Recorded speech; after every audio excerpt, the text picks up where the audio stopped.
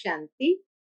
आज 12 मार्च 2021 के मधुर महावाक्य है और आज सुप्रीम टीचर रूहानी स्टूडेंट्स को सावधानी देते हैं। बाबा कहे ये पढ़ाई है और पढ़ाई में कभी भी गफलत नहीं करनी है। जिस तरह दुनिया की पढ़ाई में भी कई बच्चे संग दोष में आ जाते हैं या कभी कभी देह अभिमान का नशा होता है या काम विकार का नशा होता है, तो पढ़ाई में गफलत होने लगती है, अच्छे मार्क से पास नहीं होते हैं। संग दोष में आने के कारण धीरे धीरे पढ़ाई छूटने लगती है और दिशा में स्टूडेंट्स भटक जाते हैं। उसमें भी बाबा कहे जैसे दुनिया में कोई अच्छे घर के बच्चे होते हैं, पढ़ाई में बहुत आगे भी बढ़ जाते हैं, और कुछ ऐसे भी होते हैं जिन्हें देह अभिमान का नशा होता है और वो बुरी संगत में आ जाते हैं, शराब आदि पीने लग जाते हैं तो कपूत बन पड़ते हैं। तो बाबा कहे यहाँ भी तुम्हें अपनी संग की संभाल बहुत करनी है। जब बच्चे गफलत करते हैं तो फिर दोष डालते हैं माया को। बाबा कहे इसमें माया का क्या दोष है? तूफान क्यों कहते हैं? खुद गफलत कर रहे हैं तो उसमें तूफान की बात नहीं है या माया की बात नहीं। माया पर दोष डाल करके छूटना नहीं चाहिए। अटेंशन देना है पढ़ाई के ऊपर और पढ़ाने वाले सुप्रीम टीचर की। सुनते हैं बाबा के मधुर महावाक्य। ओम शांति। मीठे बच्चे, संग दोष से बचकर पढ़ाई पर पूरा पूरा ध्यान दो तो कोई भी तूफान आ नहीं सकते। बाकी माया को दोषी मत बनाओ। प्रश्न है, कौन सी एक बात सदा ध्यान पर रखो तो बेड़ा पार हो जाएगा? उत्तर है, बाबा आपका जो हुक्म, ऐसे सदा बाप के हुक्म पर चलते रहो तो तुम्हारा बेड़ा पार हो जाएगा। हुक्म पर चलने वाले माया के वार से बच जाते हैं। बुद्धि का ताला खुल जाता है, अपार खुशी रहती है, कोई भी उल्टा कर्म नहीं होता है। आज की बाबा की मुरली का मधुर गीत है, तुम्हें पाके हमने सारे जहां को पा लिया। ओम शांति। मीठे मीठे सभी सेंटर्स के बच्चों ने गीत सुना। सब जानते हैं कि बेहद के बाप से फिर से 5000 वर्ष पहले मुआफिक हम विश्व की बादशाही ले रहे हैं। कल्प कल्प हम लेते आए हैं, बादशाही लेते हैं फिर गंवाते हैं। बच्चे जानते हैं अभी हमने बेहद के बाप की गोद ली, वह उनके बच्चे बने है भी बरोबर। घर बैठे हुए पुरुषार्थ करते हैं। बेहद के बाप से उच्च पद पाने के लिए पढ़ाई चल रही है।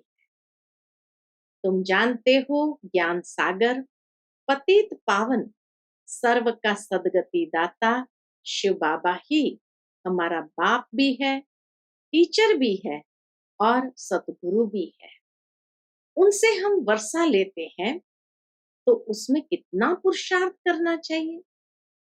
उच्च पद पाने के लिए अज्ञान काल में भी स्कूल में पढ़ते हैं तो नंबरवार मार्क से पास होते हैं अपनी पढ़ाई अनुसार। वहां ऐसे तो कोई नहीं कहेंगे कि माया हमको विघ्न डालती है, वह तूफान आते हैं। इतनी लॉजिकल बात बाबा ने कही है कि पढ़ाई में नंबरवार मार्क से पास होते तो कोई ये नहीं कहेंगे माया के तूफान आए या हमें विघ्न आया। ठीक रीति पढ़ते नहीं है, वह बुरे संग में जाकर फंस पड़ते हैं, खेल कूद में लग जाते हैं, इसलिए पढ़ते नहीं। नापास हो जाते हैं। कारण सिंपल बाबा ने बताया, या तो बुरे संग में फंस जाते हैं, या खेल कूद में लग जाते हैं, या ठीक रीति से पढ़ते नहीं हैं, इसलिए नापास हो जाते हैं। बाकी इसको माया के तूफान नहीं कहेंगे। चलन ठीक नहीं रहती तो टीचर भी सर्टिफिकेट देते हैं कि इनकी बद चलन है, कुसंग में खराब हुआ है। इसमें माया रावण को दोषी बनाने की बात नहीं। बड़े बड़े अच्छे आदमियों के बच्चे कोई तो अच्छा चढ़ जाते हैं, पढ़ाई के माध्यम से अच्छा चढ़ जाते हैं, और कोई शराब आदि पीने लग जाते हैं, गंदे तरफ चले जाते हैं, तो बाप भी कहते हैं कि कपूत हो गया है। उस पढ़ाई में तो बहुत सब्जेक्ट्स होती है, यह तो एक ही प्रकार की पढ़ाई है। वहां मनुष्य पढ़ाते हैं, यहाँ बच्चे जानते हैं हमको भगवान पढ़ाते हैं। हम अच्छी रीति पढ़े तो विश्व का मालिक बन सकते हैं। बच्चे तो बहुत है, फिर कोई पढ़ नहीं सकते संग दोष में आकर के। इसको माया का तूफान क्यों कहे? खुद संग दोष में फंसे, फिर माया का तूफान क्यों कहे? संग दोष में कोई पढ़ता नहीं है, तो इसमें माया व टीचर व बाप क्या करेंगे? प्रैक्टिकल बात है। खुद कोई पढ़ता नहीं, संग दोष में है, फिर माया व टीचर व बाप क्या करेंगे? नहीं पढ़ सकते हैं तो चले गए अपने घर। यह तो ड्रामा अनुसार पहले भट्टी में पढ़ना ही था। शरण आकर ली, कोई को पति ने मारा, तंग किया, और कोई को वैराग्य आ गया। घर में चल नहीं सकी, फिर कोई यहाँ आकर भी चली गई। नहीं पढ़ सकी तो जाकर नौकरी आदि में लगी व शादी की। यह तो एक बहाना है, माया के तूफान से पढ़ नहीं सकते। यह नहीं समझते कि संग दोष के कारण यह हाल हुआ और हमारे में विकार जबरदस्त है। यह क्यों कहते हो कि माया का तूफान लगा तब गिर पड़े? यह तो अपने ऊपर मदार है। कितनी सिंपल और प्रैक्टिकल बात बाबा कहे, इसमें माया कहाँ है? ये तो अपने ऊपर मदार है। बाप, टीचर, सतगुरु की जो शिक्षा मिलती है उस पर चलना चाहिए। नहीं चलते हैं तो कोई खराब संग है, वह काम का नशा है, वह देह अभिमान का नशा है। सब सेंटर्स वाले जानते हैं कि हम बेहद के बाप से विश्व की बादशाही लेने के लिए पढ़ रहे हैं। निश्चय नहीं है तो बैठे ही क्यों है? बाबा कहे, निश्चय नहीं है तो बैठे ही क्यों है? और भी बहुत आश्रम है, परंतु वहां तो कुछ प्राप्ति नहीं, एम ऑब्जेक्ट नहीं है। वह सब छोटे छोटे मठ, पंथ, टाल टालियां हैं। झाड़ वृद्धि को पाना ही है। यहाँ तो यह सारा कनेक्शन है मीठे दैवी झाड़ का, जो होगा वह निकल आएगा। सबसे मीठे कौन होंगे? जो सतयुग के महाराजा महारानी बनते। अभी तुम समझते हो, जो पहले नंबर में आते हैं उन्होंने जरूर अच्छी पढ़ाई पढ़ी होगी, वही सूर्यवंशी घराने में गए। ऐसे भी है, गृहस्थ व्यवहार में रहते अर्पणमय जीवन है, बहुत सर्विस कर रहे। फर्क है ना? बल यहाँ भी रहते हैं परंतु पढ़ा नहीं सकते, तो और सर्विस में लग जाते और कोई भी स्थूल सेवा में लग जाते। पिछाड़ी में थोड़ा राजाई पद पा लेंगे। देखा जाता है बाहर गृहस्थ व्यवहार में रहने वाले बहुत तीखे हो जाते हैं पढ़ने और पढ़ाने में। सभी तो गृहस्थी नहीं है। कन्या व कुमार को गृहस्थी नहीं कहेंगे। और जो वानप्रस्थी है वह 60 वर्ष के बाद फिर सब कुछ बच्चों को दे, खुद कोई साधु आदि के संग में जाकर रहते हैं। आजकल तो तमो प्रधान है, तो मरने तक भी धंधे आदि को छोड़ते नहीं। आगे 60 वर्ष में वानप्रस्थ अवस्था में चले जाते थे, बनारस में जाकर रहते थे। यह तो बच्चों ने समझा है, वापस कोई जा न सके, सदगति को पा नहीं सकते हैं। ड्रामा के खेल से बीच से कोई भी परम धाम जा नहीं सकते। बाप ही मुक्ति जीवन मुक्ति दाता है, वह भी सब जीवन मुक्ति को नहीं पाते। कोई तो मुक्ति में चले जाते हैं। अब आदि सनातन देवी देवता धर्म की स्थापना हो रही है। फिर जो जितना पुरुषार्थ करे, उनमें भी कुमारियों को अच्छा चांस है। पारलौकिक बाप की वारिस बन जाती है। यहाँ तो सब बच्चे बाप से वर्षा लेने के हकदार हैं। वहां तो बच्चियों को वर्षा नहीं मिलता, बच्चों को लालच रहती है।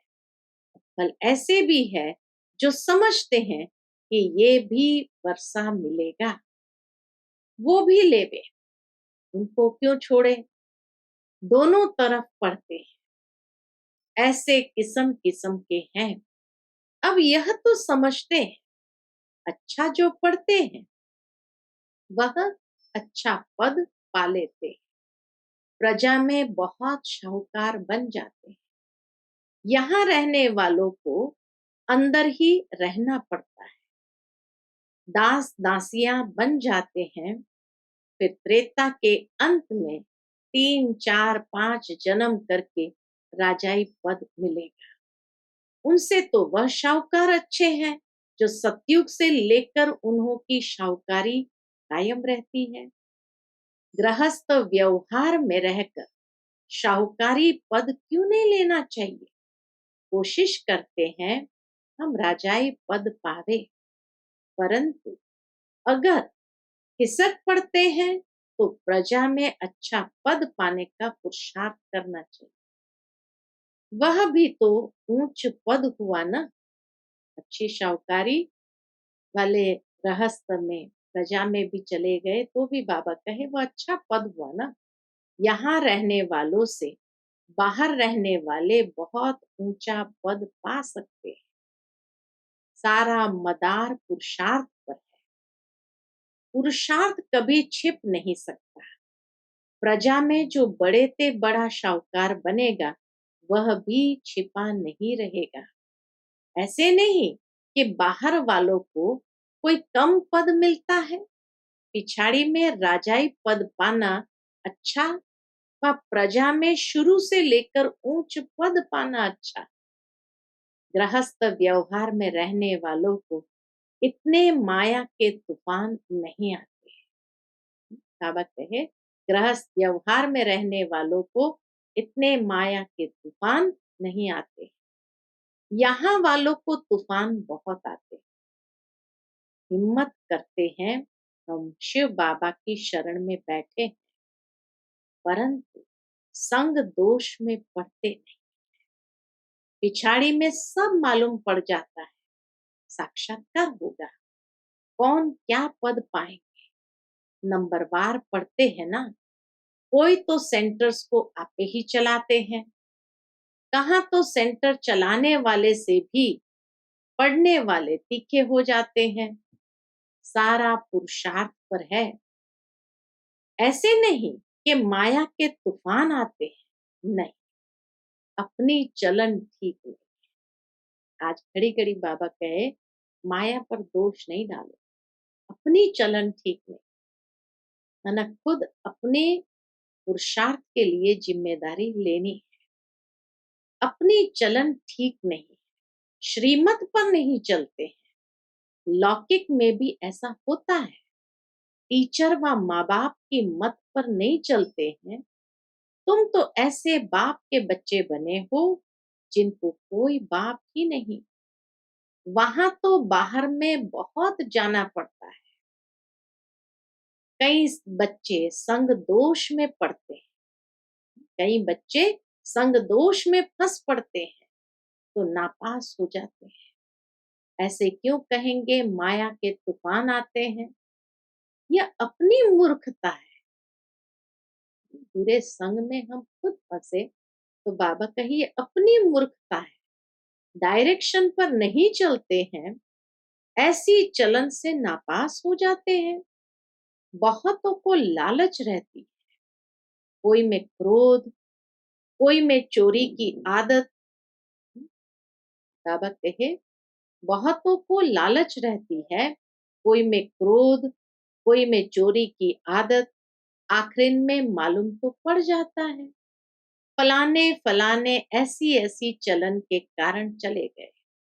समझा जाता है शूद्र कुल के बन गए, उनको फिर ब्राह्मण नहीं कहेंगे। फिर जाकर शूद्र बन गए, पढ़ाई छोड़ दी, थोड़ा भी ज्ञान सुना तो प्रजा में आ जाए। बड़ा झाड़ है, कहां कहां से निकल आएंगे। देवी देवता धर्म के और धर्म में कन्वर्ट हो गए होंगे, वह निकल आएंगे। बहुत आएंगे तो सब वंडर खाएंगे।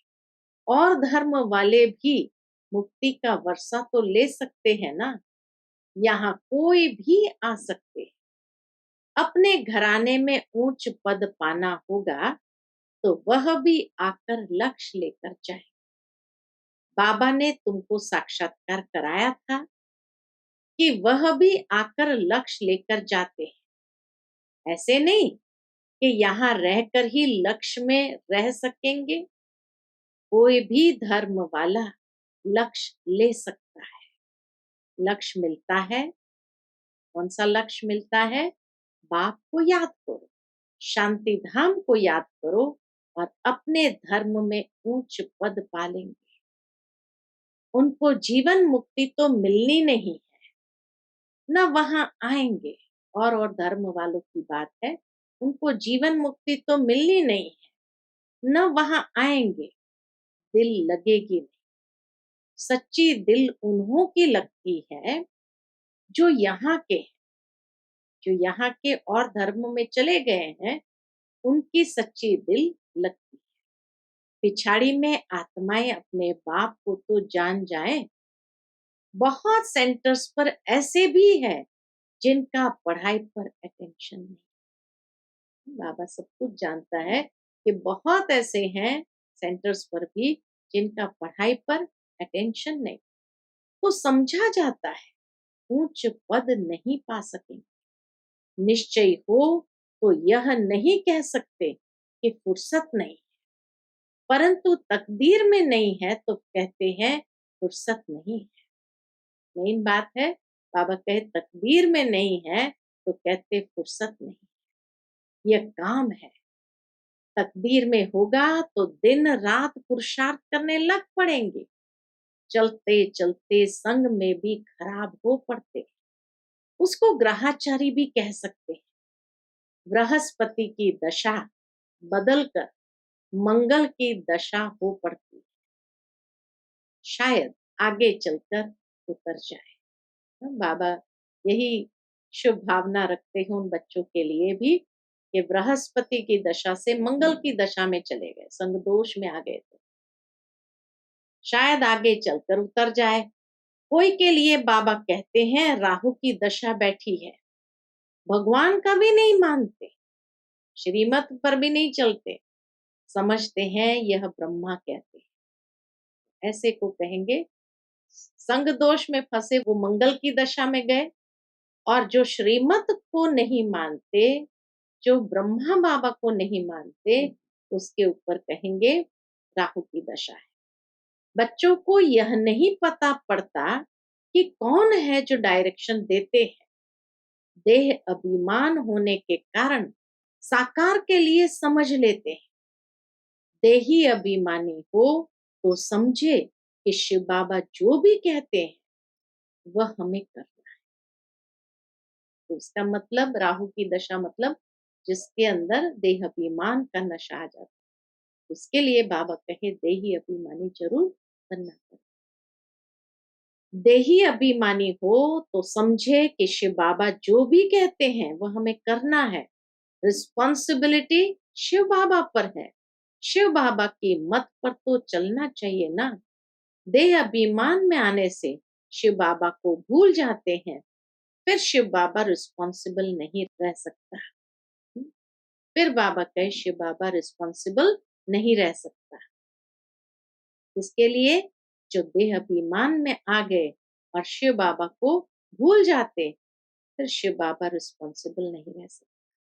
उनका ऑर्डर तो सिर पर धारण करना चाहिए, परंतु समझते नहीं कि कौन समझाते हैं।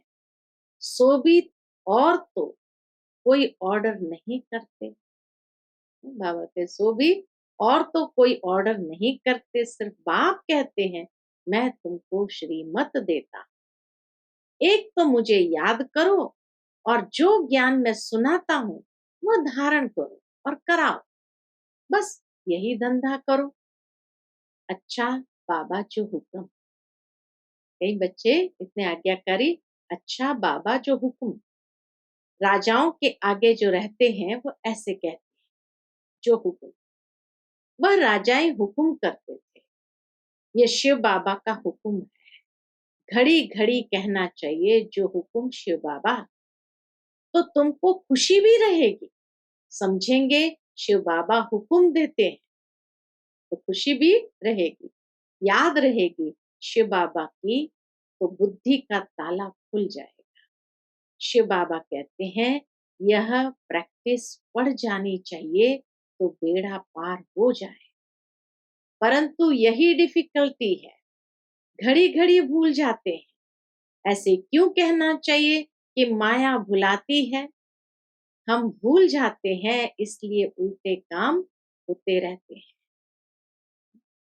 बहुत बच्चियां हैं, ज्ञान तो बहुत अच्छा देती है, परंतु योग नहीं, जिससे विकर्म विनाश हो। ऐसे बहुत अच्छे अच्छे बच्चे हैं, योग बिल्कुल नहीं है, चलन से समझा जाता है, योग में नहीं रहते हैं, फिर पाप रह जाते हैं तो भोगने पड़ते हैं। इसमें तूफान की तो बात ही नहीं। मेन बात बाबा कहे योग नहीं, और योग नहीं तो विकर्म विनाश होते नहीं, तो पाप रह जाते हैं जो फिर भोगना पड़ता है, शारीरिक भोगना से चुप करना पड़ता है। तो इसमें तूफान की तो बात ही नहीं। समझो ये मेरी भूल है, मैं श्रीमत पर चलता नहीं हूँ। यहाँ तुम आए हो राजयोग सीखने, प्रजा योग नहीं सिखाया जाता है। मात पिता तो है ही, उनको फॉलो करो तो तुम भी गद्दी नशीन बनेंगे। इनका तो सर्टन है ना, यह श्री लक्ष्मी नारायण बनते हैं तो फॉलो मदर फादर, और धर्म वाले मदर फादर को फॉलो नहीं करते हैं, और धर्म वालों में मदर फादर की बात ही नहीं होती। तो बाबा कहे वो मदर फादर को फॉलो नहीं करते, वह तो फादर को ही मानते हैं, गॉड फादर ही कहते, मदर उनके लिए है ही नहीं। यहाँ तो दोनों है, गॉड तो है क्रिएटर, मदर का फिर गुप्त राज। माँ बाप पढ़ाते रहते हैं, समझाते हैं ऐसे नहीं करो, यह करो। टीचर कोई भी सजा देंगे तो स्कूल के बीच में देंगे ना, ऐसे थोड़ी बच्चा कहेगा कि मेरी इज्जत लेते हो।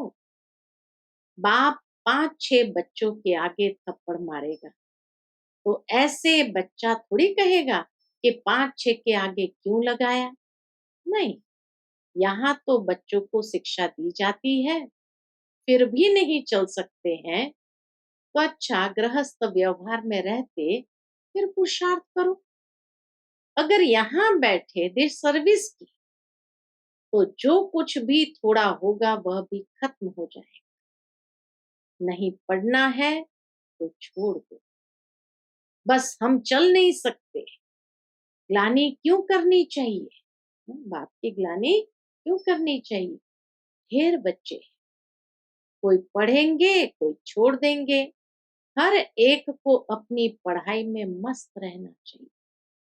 बाप कहते हैं, एक दो से सेवा मत लो, कोई अहंकार नहीं आना चाहिए। दूसरे से सेवा लेना यह भी देह अहंकार है।